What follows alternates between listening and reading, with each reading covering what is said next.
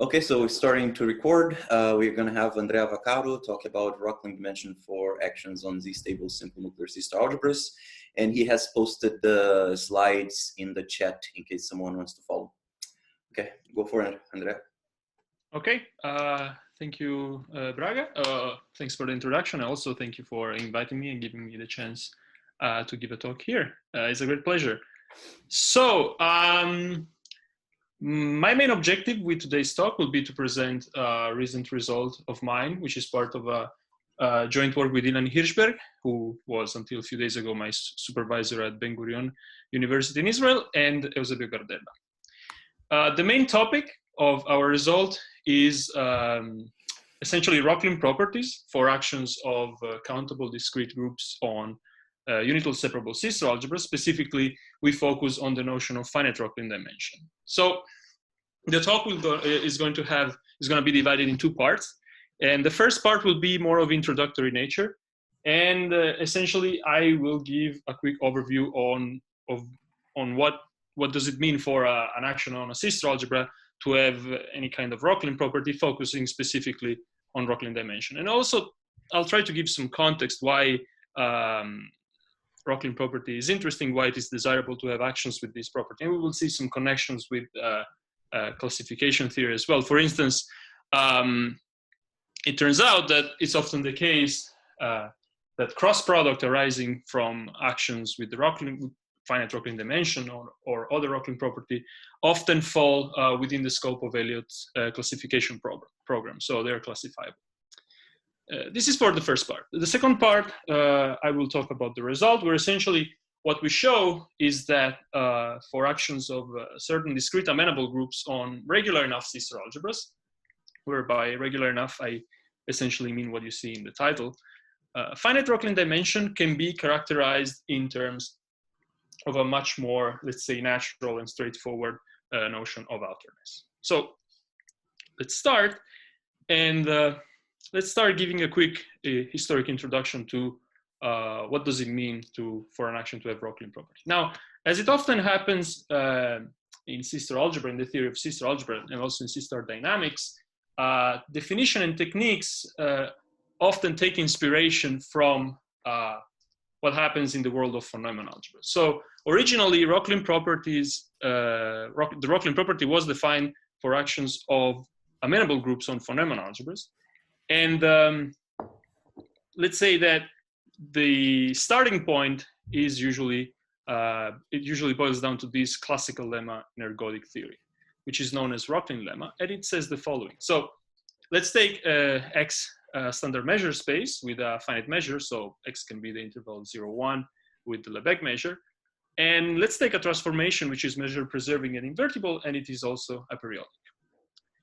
Then, for every positive integer n and epsilon, we can find a measurable subset of X such that the first n translates, n minus 1 translates of E, essentially up to epsilon give us a partition of the set of the space X. So another way to see this lemma, what it says essentially is that up to an arbitrary small error, we're always able, as when we have a Z action on X, which is aperiodic, we're always able to partition the space X with pieces such that the action on these pieces behave like a shift, such that the action on if we index these pieces with the elements of the group, in this case, the group would be Z, and the elements will be from 0 to n minus 1, the action behaves on the pieces of this partition like a left multiplication on the index. So this kind of property was isolated and generalized for actions of more general group and for actions also on non-abelian von Neumann algebra. So I'm not going to give exactly the precise definition of Rokhlin property for von Neumann algebras, but also because it's kind of weird. Each group kind of needs its own tuned definition. But the idea is essentially the following. An action has the Rokhlin property if there exist larger and larger families of projections, which are usually referred to as Rokhlin towers, and they would correspond to this family in Rokhlin lemma, which are indexed on larger and larger subsets of the group, and which are required to be approximately orthogonal, and this mirrors this condition here, so the partition. they're required to approximately add up to 1, and this mirrors this condition here. And there's also the requirement for the group to act on these projections, on this partition of the identity, like a shift. So with this language, Rokhlin lemma essentially says that a periodic action of Z on abelian von Neumann algebras have the Rokhlin property. A standard assumption which is made, and which doesn't really show up in the abelian setting, is that these Rokhlin towers are required to be approximately centered. They're required to commute with, given any finite set and any epsilon, they're required, it's required the existence of a tower which commutes with the element of the finite set up to the given error. So this is for von Neumann algebras. Now, this technique played a central role in the study of dynamics of von Neumann algebra, and probably the most notorious example is the classification up to cocycle conjugacy of automorphism of the hyperfinite to one factor by Alan Kohn, which was later generalized and extended by Ocneano and Jones, first to classification up to conjugacy of actions of finite groups on von Neumann, on the hyperfinite to one factor and McDuff factors, and also later to actions of all amenable groups on McDuff factors. So I'm not going to spend too many words on why this is a useful and important property. It's kind of history at this point. But it's enough to say that people in sister algebras started thinking, how can we adapt this kind of definition and the technique related to this notion in the context of sister algebra? And it turns out that it's not obvious what's a satisfactory way to give a definition of Rokhlin property for an action on sister algebras, because as we will see, for k-theoretic reason, trivial abstraction might prevent actions on certain sister algebra to have the Rokhlin property to occur. So let's see what I mean exactly. So here is one of the earliest adaptation of Rokhlin property in the context of sister algebras for actions of the integers. Now, I'm not sure who was the first one coming up with this definition, but definitely it appears a lot on early work by Kishimoto on classification of automorphisms on UHF and AF algebras. So we say that an action of the integers on a unital sister algebra has the Rokhlin property if for every finite subset of A and every given length P and there are epsilon, we can find what I'm going to call a double Rokhlin tower. So you can see this tower is composed of two pieces, one of length P and the other one of length P plus 1.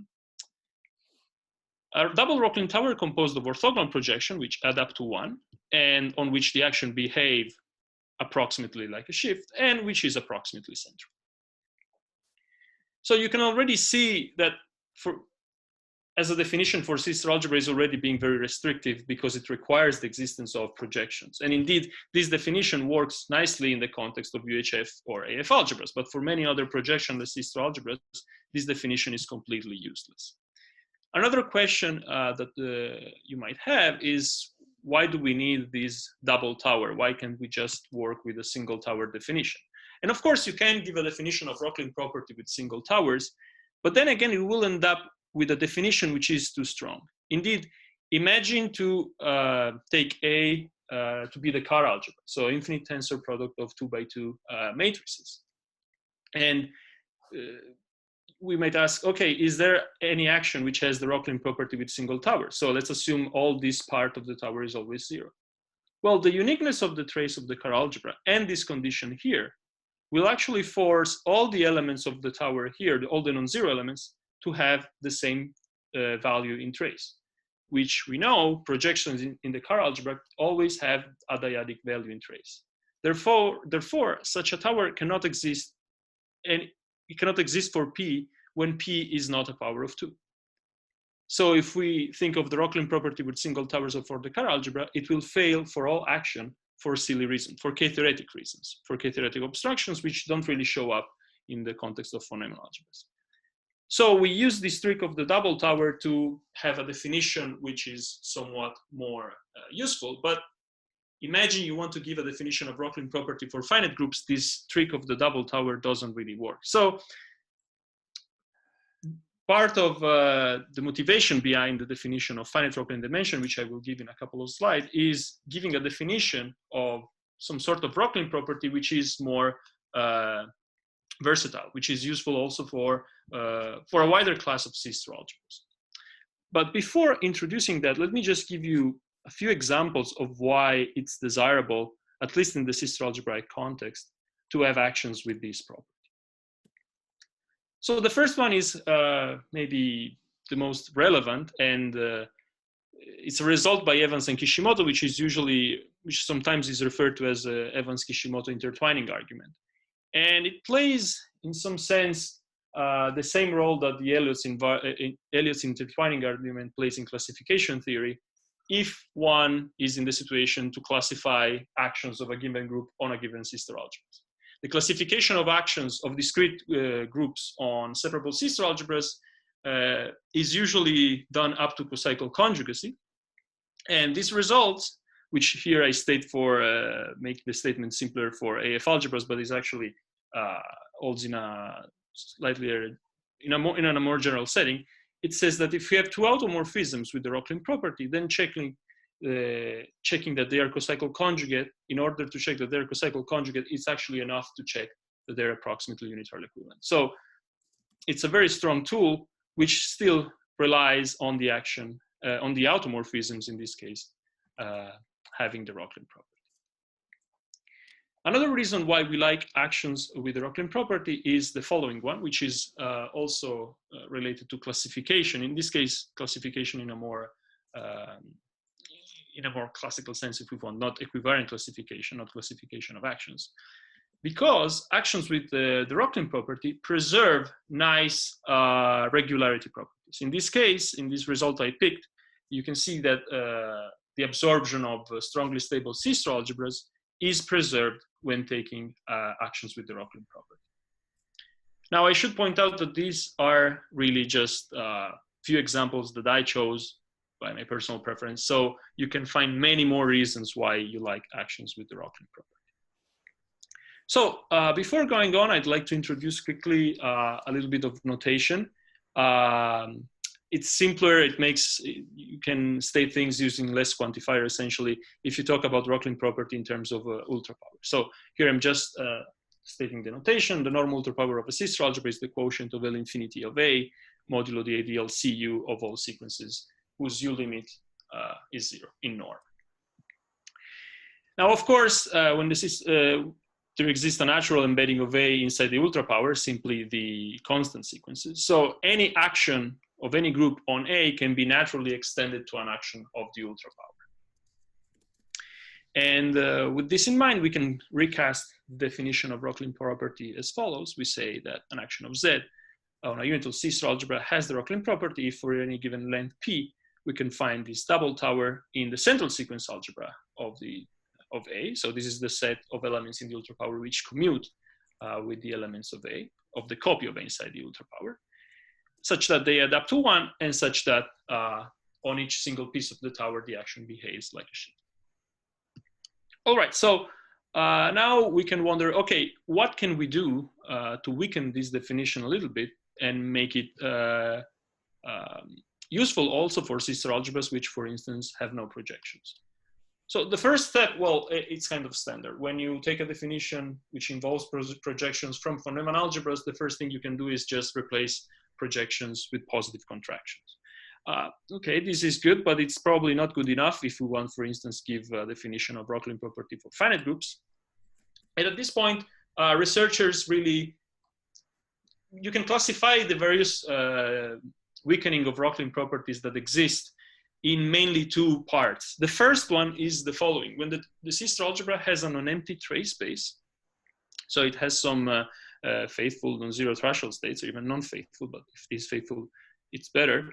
Then you can weaken the requirement that the sum of the elements of the tower is equal to 1 by asking that the difference with 1 is just very small with respect of all the traces. If threshold is small, we will see later what the trace kernel ideal, but essentially we're asking for this quantity to have value 0 with respect of every trace of the sister algebra. And this is the way that was started by Phillips and later developed a lot by Matui and Sato. But it's not what we're going to do today. What we're going to follow is the other path, which is essentially try to relax the orthogonality requirements on the elements of the Rokhlin towers, because this orthogonality is the one that creates issues and the K-theoretic obstructions, which I mentioned before. So with this idea in mind, in 2015, Hirshberg, Winter, and Zacharias, they, in a way, mixed the notion, the philosophy behind the definition of Rokhlin property with the definition of covering dimension for topological spaces, in a way. And they gave a definition of Rokhlin dimension for actions of the integers and of finite groups. I will focus only on integers here to make things a bit faster. And the definition is as follows. For action of Z on a unital C-star algebra, we say that the Rokhlin dimension is at most D if for every given length P, we can find not only one Rokhlin tower, but D plus one many. And this time the elements are not required to be projections, but just positive contractions. So we have D plus one towers such that they add up to one. So they still give us, in a sense, a partition of the identity. On each single tower, the action behaves like a shift. And the orthogonality is only required for elements of the same color. So you can think each of these towers to be colored with a color from 0 to D plus 1. The orthogonality only is required for elements of the same color. There are many variations of these definitions. For instance, one can also ask for elements of different colors to commute. And still, this still gives a very interesting definition, which actually it's not known whether it is stronger. We do not know whether adding this condition gives us a stronger definition or if it is automatic. And so we say that an action has finite Rokhlin dimension if it has a Rokhlin dimension at most D for some D. And of course, you can also say has Rokhlin dimension exactly D if D is the minimum such that this definition holds. All right, so one thing you might notice is that here I'm giving a definition with single towers instead of double towers. You can give a definition of Rokhlin dimension using double towers. And although the exact value of the dimension might change, finiteness will not change. And since we will see the relevant notion is finiteness, to make things easier, I'm just stating this definition with single tower. If you do it with double towers, all the result I'm stating will essentially be the same.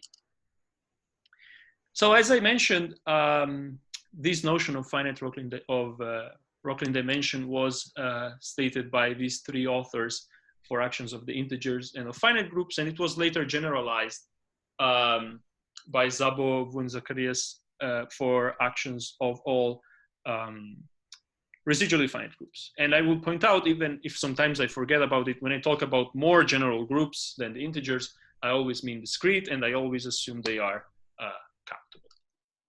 So at this point that I gave you this definition, I should give you at least two pieces of information. The first one is this definition actually more? Andrea? Yes? Sorry, yeah? I think David is raising his hand. Oh, sorry, I cannot see hands. That's okay. But, I was waiting, maybe you're going to answer this question. I'm sorry, if it satisfies this for at most D, is that, the at most D is confusing me just a little bit. How do you know that you can't do it for, it seems to mean that you couldn't do it for D plus 1 or? Let's see, sorry, maybe, let's see. Is at most D,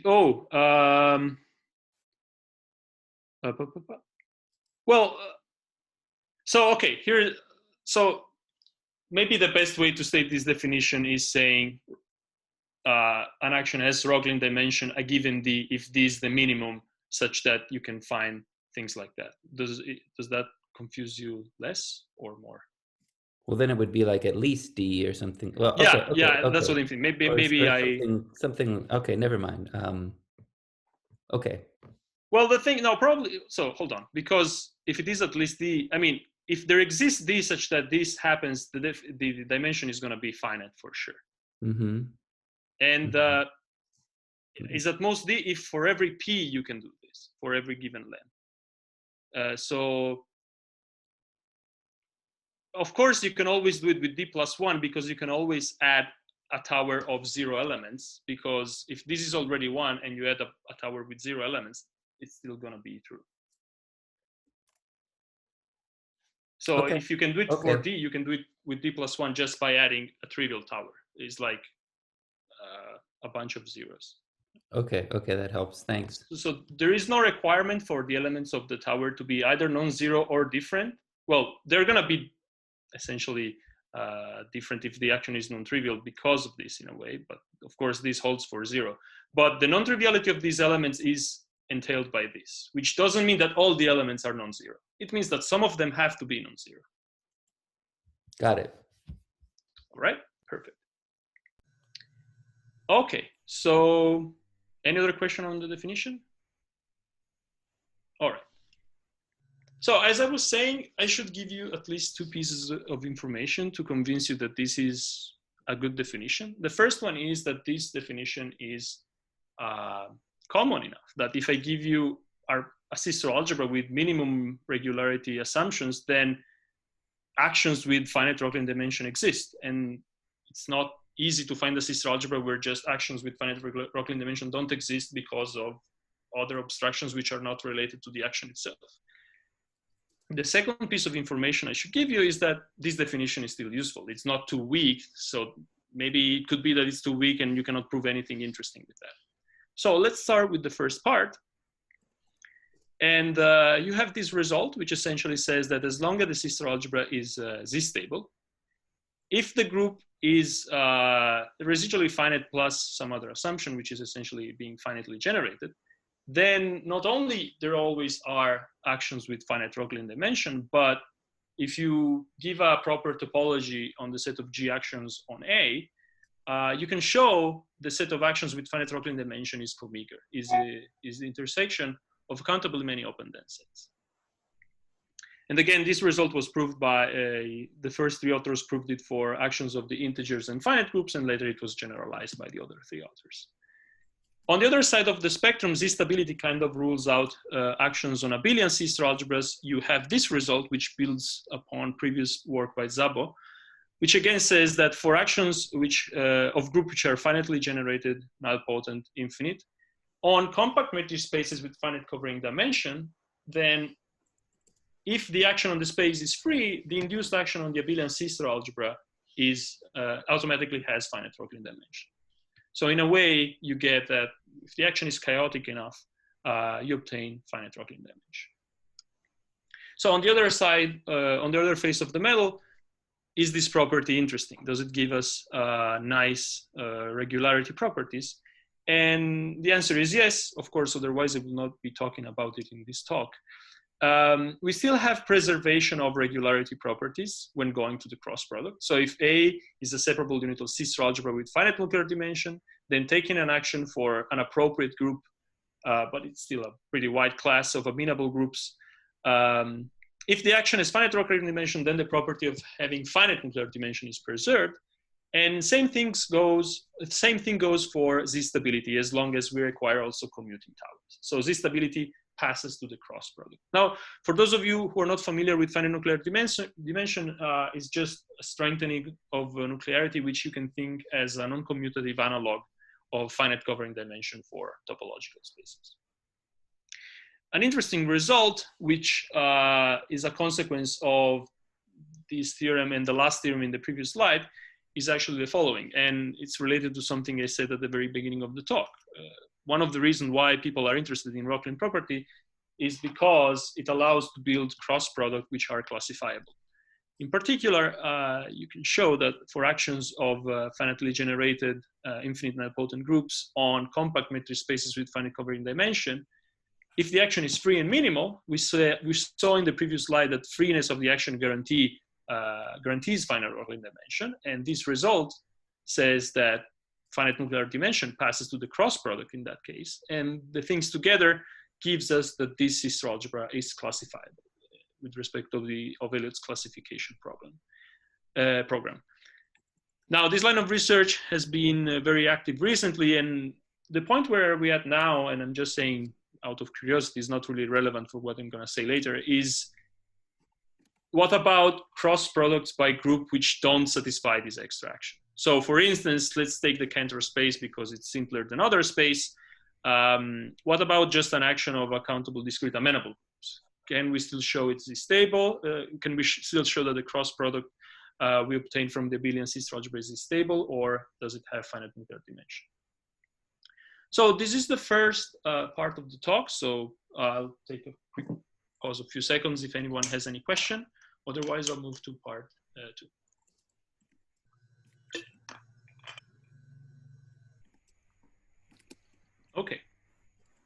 I'm just checking if there is any hands raised, but it doesn't seem so. Okay.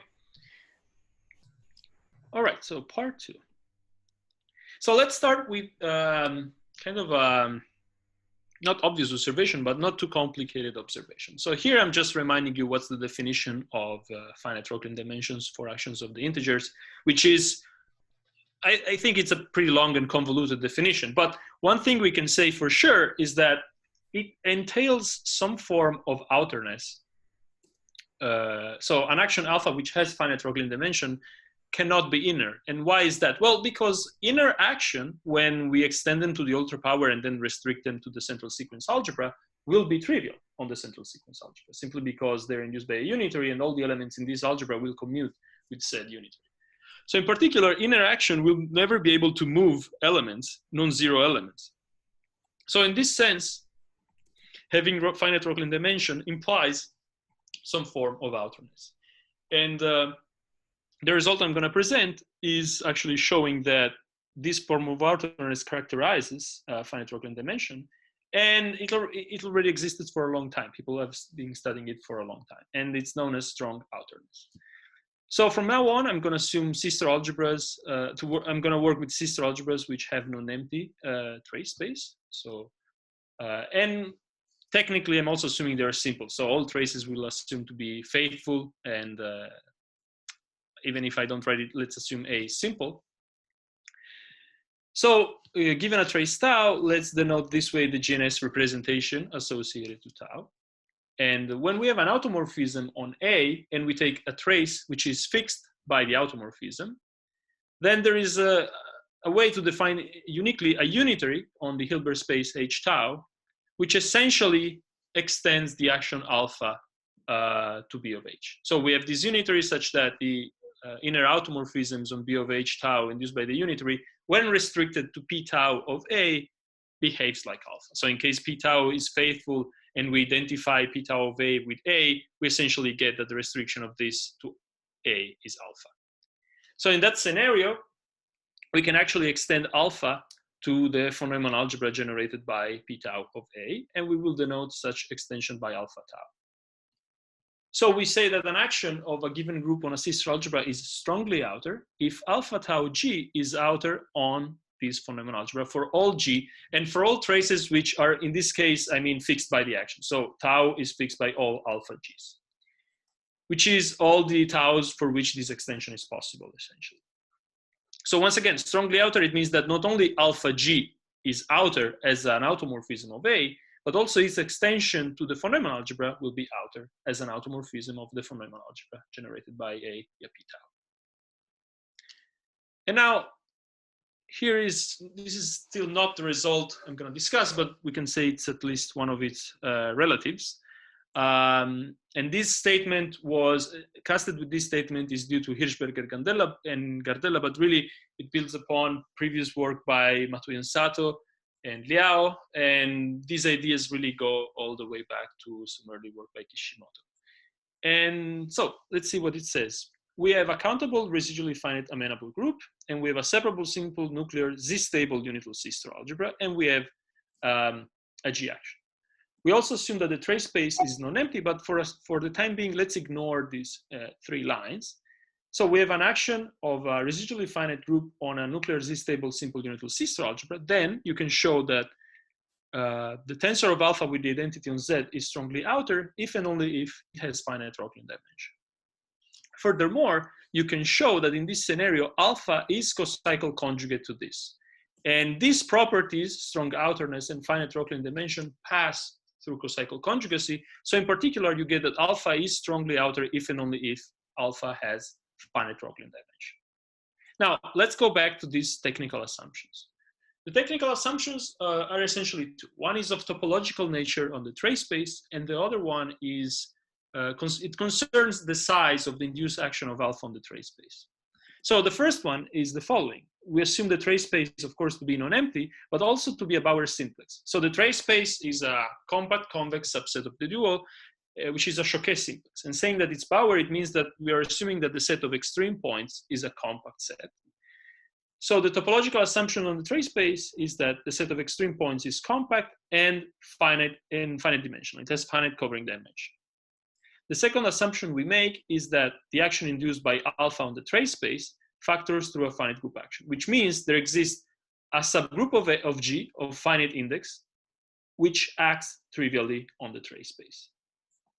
So the problem about this result is that there is no obvious obstruction that tells us that these assumptions are necessary. So ideally, what we think is going to happen is that someday we will be able to prove the result without this highlighted condition. So the next goals will be to remove the topological assumptions on the trace space and this assumption on the smallness of the orbit.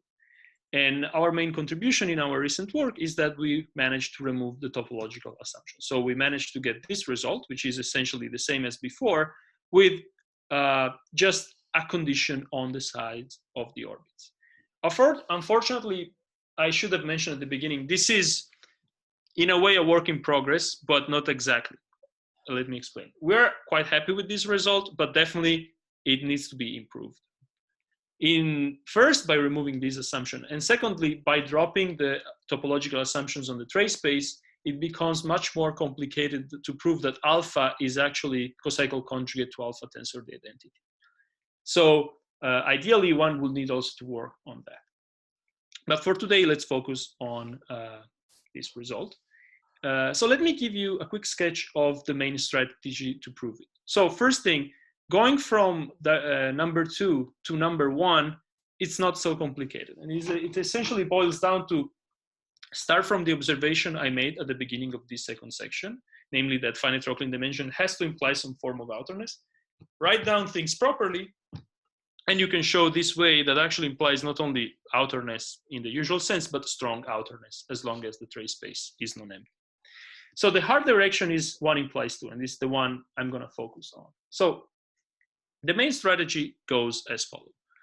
To make things a bit easier to digest, I'm going to work only with actions of the integers, and I'm actually going to assume that all traces are fixed by the action. So let's call beta alpha tensor the identity. What do we have? So strong outerness tells us, the assumptions that beta is a strong outer action tells us that for every trace tau, which is fixed by alpha, so we can always extend beta to p tau of a double dual, the extension b tau in this von Neumann algebra is outer. But now our assumption is that A is nuclear. So this is actually an upper finite von Neumann algebra. And you can show that outer action on hyperfinite von Neumann algebra have the Rokhlin property. Actually, you need properly outer action, but you actually get that. But essentially, to summarize, the assumptions that b tau is strongly outer tells us that for every trace tau, the action b tau on p tau of a double dual has the Rokhlin property for von Neumann algebras, which you might wonder what is that, because it didn't state what it is. But essentially, it gives us this. After lifting and taking a couple of times a quotient map, you get this. For every p, every length p, and every trace, you find what looks like a Rokhlin tower, because it's in the central sequence algebra, but it's a Rokhlin tower with respect of the L2 norm induced by the trace. So it's not exactly a Rokhlin tower like the one we're looking for, but it goes close to it. I should point out that this norm equal to 0 can be actually, if you work a little bit, you can actually remove this and obtain a tower such that the uniform norm of this difference is equal to 0. But this is a whole complete, it's a different deal. So where do we go from here? The first step is the following. Using a partition of the unity type of argument on the trace space, the idea is to glue together all these different projections to obtain another, let's call it fake Rokhlin tower, which does what we want essentially everywhere except on the level of being a partition of the identity. We obtain something. What do we mean by this being thresholdly small? I mean that this norm is 0 for all traces at the same time. So we didn't obtain what we wanted, but we made a step further, because now we have a single tower which homogeneously, uniformly for all traces does what we want. And the last step here is an application, and this is essentially an argument due to Sato, of equivariant property SI. This is kind of a technical step, but the idea is to fill this gap with towers of different colors. So you end up with 3 more towers. You start with this, you fill this gap with some technicalities, and you end up with 3 more towers which do what you want. Now, I should point out that this main strategy, we did not came out with this. This is mainly due to Matui and Sato, this main way to deal with this. And Liao also proved this result in a similar way. And the previous work by Ilan and Eusebio was also following this path. Now, the topological assumptions that were made in earlier results on the trace space of A played a role in this step. Essentially, this step, this partition of the unity type of argument, was performed using double U-star bundle, which are structure which were, I think, introduced, but I'm not sure about introduced, but definitely studied a lot by Ozawa. And the idea was essentially this: when you assume the trace space of A to have compact, when you assume that the extreme points of the trace space of A is a compact set, the idea was to start from a partition of the unity of the extreme points of the trace space. From there, from those continuous functions, from the partition of the unity there, you obtain a bunch of continuous functions. You obtain some affine functions on the trace space of A. And then you can try to approximate those affine functions on the trace space of A with elements of the sister algebra itself, and use those elements to glue things together. This is more or less how was the argument. So what we did was using a completely different tool to avoid the topological assumption. And the tool we used is known as complemented partition of the unity. And it was developed in the context of the Thomson-Winter conjecture. So let me quickly introduce what this is about. But I should say that from now on, I will be focusing mostly on this step, since the others, they're not really the novelty we're introducing. They're already new, and time is what it is. So I need to introduce quickly some new formalism. This isn't really necessary, but I just do it to avoid stating things incorrectly. So yeah. So in the ultra power of a unital sister algebra, you can consider the following ideal, which is usually called the trace kernel ideal, which you can think as the set of elements in the ultra power which is small in a threshold sense. In particular, this is the exact definition. So the limit of the uniform L2 norm goes to 0. Another way to think of this ideal, you can prove that an element of the ultra power belongs to this ideal if and only if this L2 norm is equal to 0. So the supremum over all traces in this set is equal to 0, where this set is the set of traces ultra power which have the form of limit traces. So out of this ideal, you can define the quotient, and is usually referred to as the uniform threshold ultra power. Okay, so let me introduce the main technical tool to perform this local to global argument, this partition of the unity argument. And this tool, we called it invariant complemented partitions of unity, and it is an adaptation of the complemented partitions of unity introduced by this paper by Castillejos, Evington, Tiquishis, White, and Winter, where they proved that for nuclear simple unital sister algebras, Z-stability implies finiteness of nuclear dimension. So let's go through the definition, which again is a bit convoluted. The assumptions are the one reflect the situation where we are in.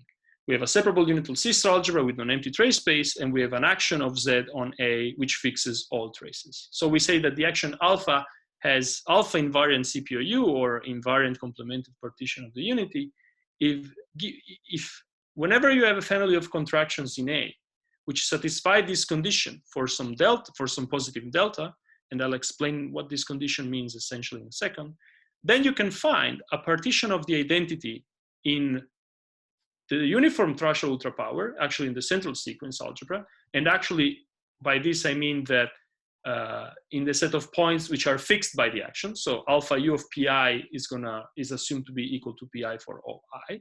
So you can find a partition of the identity in this set such that this condition holds for all traces which are limit traces on the ultra power. So what is this definition saying? So let's start from this.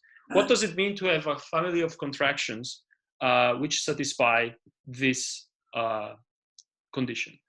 So you can think of elements of A as affine functions on the trace space of A. So what does this mean? Well, take an element of A and take the open neighborhood in the trace space of traces on which A has values smaller than delta. This condition is saying that if you take this open neighborhood for A1, for A2, for A3, and AK, you obtain an open covering of the trace space. That's all it is. So if you have a family of functions which gives you this open covering, then the definition is telling you that you can find a partition of the unity. And again, you can think the PI as a fine function on the trace space again, because you can apply a trace and it gives you a complex number, well, a real number technically. You can find a partition of the identity such that this happens. So what does this mean? Well, let's take a trace tau such that tau of PI is equal to 1. Well, if tau of PI is equal to 1, then tau of AI times PI is just tau of AI. So if tau of PI is equal to 1, tau of AI is necessarily smaller than delta. So essentially, up to some error, what this condition is saying is that the support of this PI, which is you can think as a partition of the unity on the trace space of A, the support of this family of projections is subordinate to 1 minus AI. So when AI is big, PI has to be small. When AI is big on a given trace, PI has to be small on that trace. If AI is small, PI can do whatever she wants or it wants. Does that make sense more or less? Do I need to repeat anything? All right. So here is the main, this is a kind of a technical proposition, and I didn't really introduce invariant uniform property gamma, so let's just ignore. But the reason why we need to work with, we need to stabilize the action with the identity on the Jiangsu algebra is essentially that in this case, we can guarantee the existence of CPOU. We do not know whether this assumption is necessary, but for now, this is the only way we know how to guarantee the existence of these guys, of these complemented partitions of the unity. So this proposition is the main technical part, which allows us to do this gluing argument I was referring to before. Again, we have a separable simple unital sister algebra with non-empty trace space. We have an action which fixes all traces, and we assume that the action has alpha invariant CPOUs. We also assume that for every trace, we can find this local Rokhlin tower. So it's a Rokhlin tower which works, but only with respect of the L2 norm given by the single trace. Then, thanks to CPOU, we're able to find contraction in the uniform Trashal ultra power, which do what we want for all traces at the same time. Saying that this sum is equal to 1 in the uniform Trashal ultra power, it means that their difference is small with respect of all traces at the same time. So let me give a quick sketch of this proposition, which is the main technical argument here. So the assumption is the following. Given any n and given any trace, we can find this local Rokhlin tower with respect of the L2 norm given by the trace. Well, of course, these elements are positive contractions, so they can be lifted to sequences of positive contractions in L infinity of A. So up to taking an element in this sequence with a big enough index, given a finite subset of A and epsilon small enough, we can find elements in A which satisfy this relation up to epsilon over M, where M is big enough, and I'll say later how big we need M to be, but essentially something which is several times smaller than epsilon. And it commutes with elements in F, again, up to something very small. So now we are dealing with elements in A, not in the ultra power any longer. Now we run a compactness argument on the trace space of A. So by compactness of the trace space of A, we can find finitely many traces and a finite open cover of the trace space where Ti belongs to Ui, such that whenever sigma belongs to Ui, so it's in this open neighborhood of tau I, then we obtain that this value here is smaller than epsilon over M. So let me notice the crucial difference from this is that here we're evaluating the trace for sigma. In other words, what I'm doing, well, we know that Q, let's fix a tau. We know that Q1 tilde tau, Q tilde n tau satisfy, for instance, this relation. Well, then any trace sigma which approximate tau well enough on this element is going to satisfy this relation as well. And that's an open neighborhood of tau. So for each tau, we can fix an open neighborhood, and then compactness gives us these finitely many traces and this finite open cover. All right. Then we define Bi as simply the sum of all these elements, which is essentially the elements appearing in these conditions here. And if M is big enough, what we get by doing this is essentially that the supremum of sigma over all traces in A of this set, I should put minimum here, sorry. This is minimum. Minimum is smaller than epsilon square. Why is that? Well, because if we take sigma, sigma is going to belong to some of these ui, and therefore each of these guys is smaller than epsilon over m, and therefore Bi is smaller than epsilon over m times something which, if m is big enough, is smaller than m, and therefore smaller than epsilon square. Again, this should be a minimum. For every trace, there exists Bi such that this happens. Right, but then we are in the situation where we can apply our definition. The action has complemented partitions of the unity. So we can find projections P1, Pm in the central sequence algebra, in the invariant part of the central sequence algebra of the uniform threshold ultrapower, such that their support is contained in the complement of this Bi. And therefore, we define elements Qj for j smaller than n simply as the sum. We glue them like we will do with a normal partition of the identity, the elements we had before. And the sequence Q1, Q2, Qj, Qn is the Rokhlin tower we're looking for, because indeed you can check, and this is simply a computation, that this quantity is smaller than epsilon square, regardless of the trace you give me. And similarly, regardless of the trace you give me, Qj will satisfy all relation up to epsilon. Now, I know that I promised you I would give you a Rokhlin tower which satisfied this relation for all traces, not up to epsilon, but just on the nose.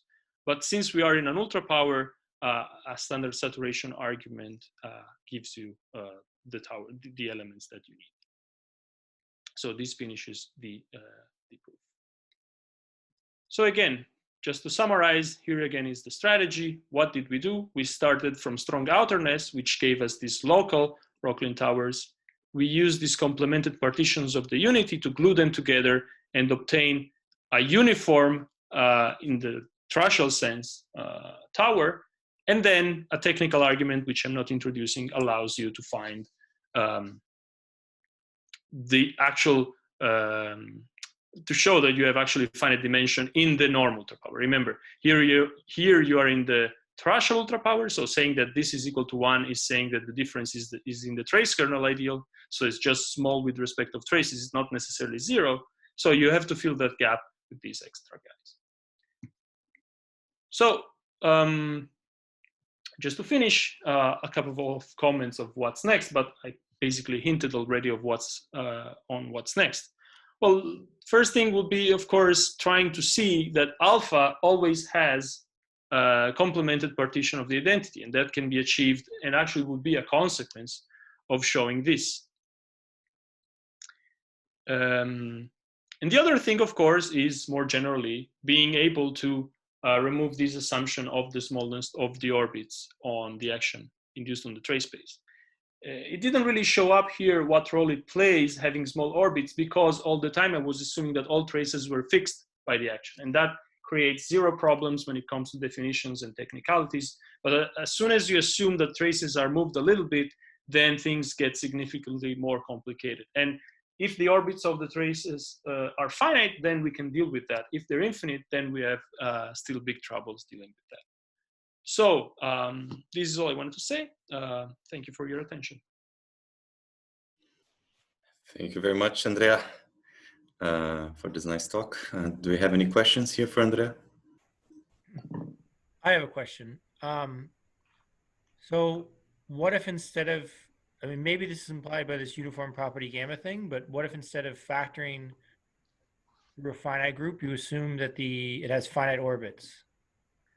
Right, so this is a good question, and probably it will be even an intermediate step in what I've said, which, so the problem there concerns the definition of CPOUs, and in particular, I can try to explain it this way. So let's go back to, to this.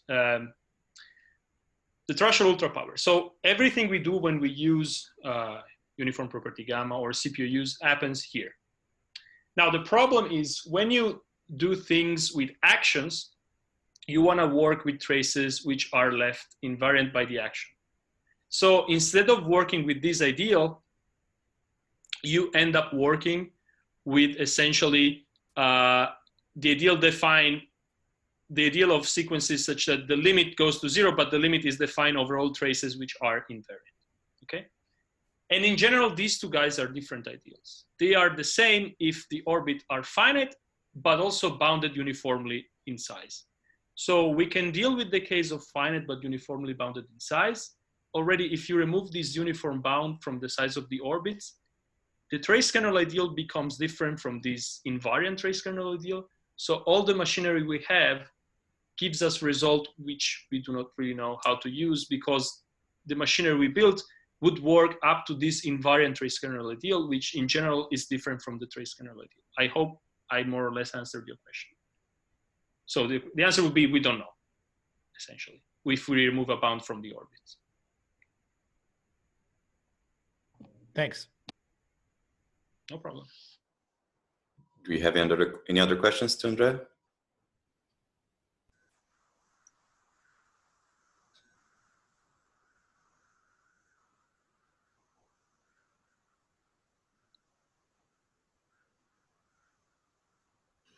Okay, well, if there's no other questions, let me just thank you again. I would clap, but I need to press a button to unmute myself.